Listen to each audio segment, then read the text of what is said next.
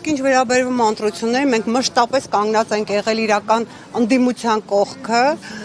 Ափսոս արդեն ծնողները քիչ են, թե չէ մենք ինքներս կմասնակցեինք ընտրություններին։ Ափսոս։ Այլ ինչ ասեմ, ասեք, հարց տվեք, ասեմ։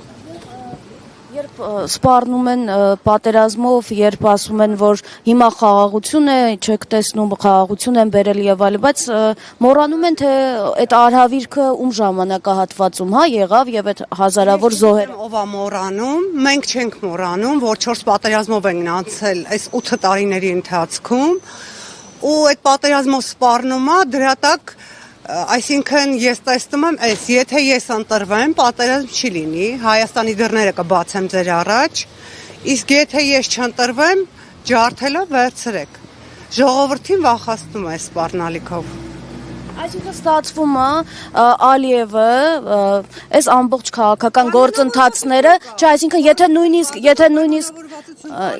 չէ, ես նկատի ունեմ, ստացվում է, եթե նույնիսկ ժողովուրդը այդ խաղաղության ետևից թվացial գնա,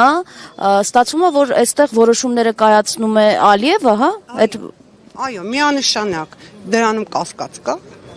Մինչև օրս քայլերը դա է։ Հանկարծ պատերազմ չսկսի, էլի սա։ Այո, միանշանակ։ Նիկոլ Փաշինյան։ Ինչ է նշանակում մենք սատարում ենք Նիկոլ Փաշինյանին, Ալիևը չէր ասել։ Էրդողանը։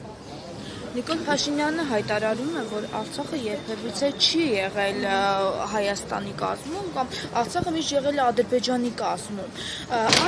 Դուք լինելով այն ծնողներից մեկը, ում որդիները զոհվել են Արցախում, ինչ կասեք այս մասին եւ օկուպանտ էին արդյոք այն մարդիկ, ովքեր գտնվում են Արցախի տարածքում, երբ որ նշում է, որ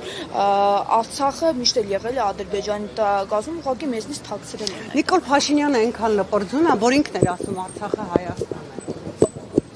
Այսինքն, այս երեխեքը զորակոչվել են իր օրոք, չէ՞։ Իր օրոք են զորակոչվել։ Ինքն է այս երեխեքին օկուպացիայի ենթարկել։